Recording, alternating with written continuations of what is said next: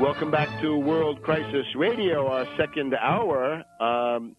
We want to keep up to date with the Obama birth certificate issue. The corporate media, the Wall Street-controlled media, have gone into an hysterical fit this week. Chris Matthews, the original Tweety, even before there was Twitter, there was Tweety.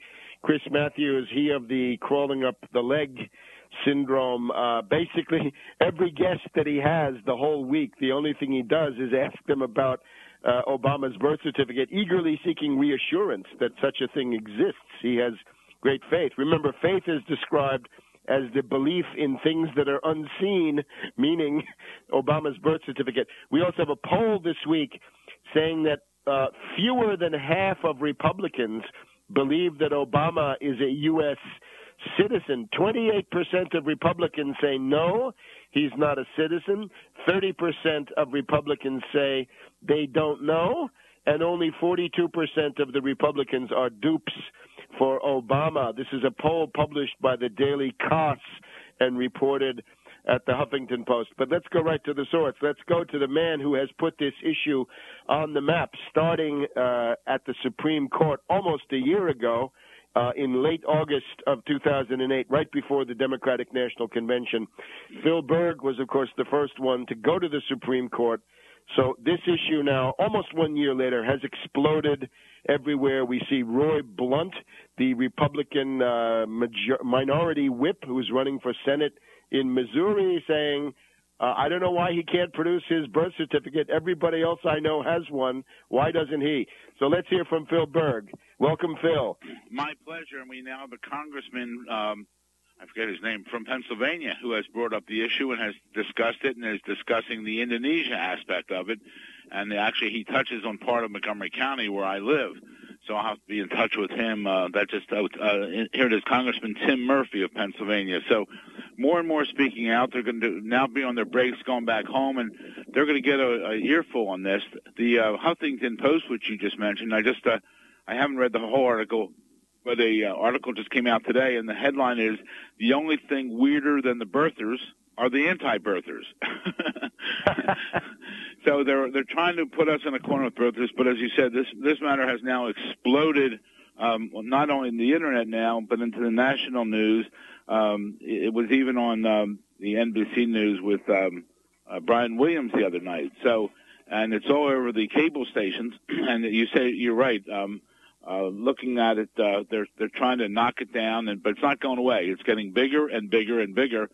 Obama's dropping in the polls for many reasons, and I think as he drops in the polls, people are going to start to take a look at him, and they're going to look at this issue. And I'm so proud that I'm the guy that brought it on the table. I think if I hadn't filed my lawsuit last year, we probably wouldn't be anywhere like we are today. And I just want the truth. I just want the truth. And for people to look, the best place to go is our website, which is obamacrimes.com, OBAMACRIMES.com, .com, obamacrimes.com.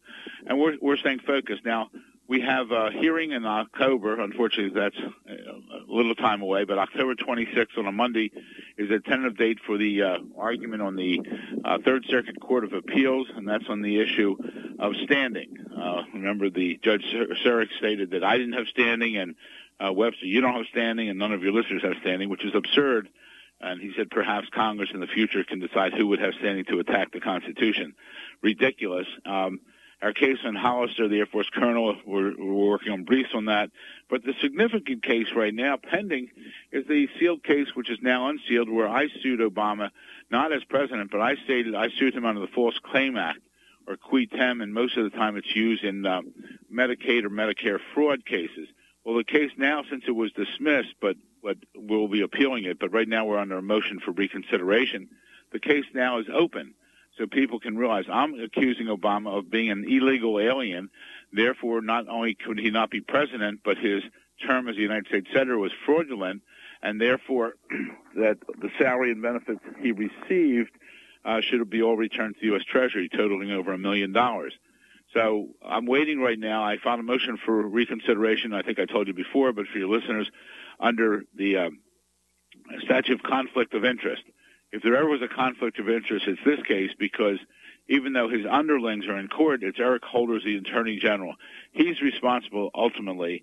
He and conflict of interest is he was on the Obama's senior campaign staff, number one. Number two, he was one of only 3 individuals on the Vice Presidential Selection Committee. And then he was named Attorney General, which is a part of the cabinet. It's the highest legal authority in the country under the president, and he gives advice to the president. So how could that not be a conflict? Their attorneys had the audacity to say, well, he didn't sign any pleadings in this case. Well, give me a break. He doesn't have to sign the pleadings. He's still head of the Department of Justice, and he's head of the Attorney General's office. We've asked for a hearing on that, so we should have a hearing in the next couple of weeks on that issue. All right, issue. We'll be looking for that. And that's likely to be where? That's going to be in federal court in the Washington, D.C. All right. Maybe we can turn out some supporters. We're still trying to think of any idea, and perhaps your listeners can call you back, but what to do next week on Obama's supposed birthday on Tuesday. And if anyone has a constructive idea, let them call into you or email you when the show airs, and we'll see what we can do. Yeah, maybe we want to present his real birth certificate, right? With Elizabeth Regina proclaims in the Crown Colony of Kenya that that Obama was born there on August 4th, 1961. Anyway, we've got to do something to mark. We've got to make that birthday, if that really is his birthday. We don't know. Right. If that really is his birthday. And then your listeners should keep watching our website. We're going to post something. The mother just came out of twins, which were born the day after Obama, supposedly, in the same hospital. But what's happening there is the numbers on the birth certificates are different. Her twins were born the next day. She's showing the long-form birth certificate, which takes away the argument that they don't have a long-form birth certificate for Obama. Right. But the numbers, even though her 2 children are born the day after, her numbers come in before Obama's birth certificate number. And also there's a discrepancy because on hers it shows a 2-digit number for the year 61, and on Obama's fake document he shows a 4-digit number.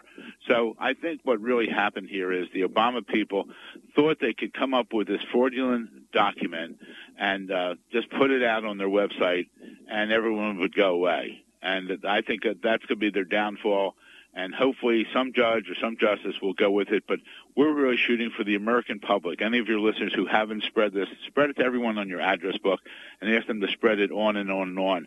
And if we can raise money, we're going to be upfront as we are. We're going to put up signs which mean something, which will say, Obama, where is your birth certificate? Not the signs that are being put up, where's your birth certificate? Because if people have no idea what anyone's talking about, what would where's your birth certificate mean?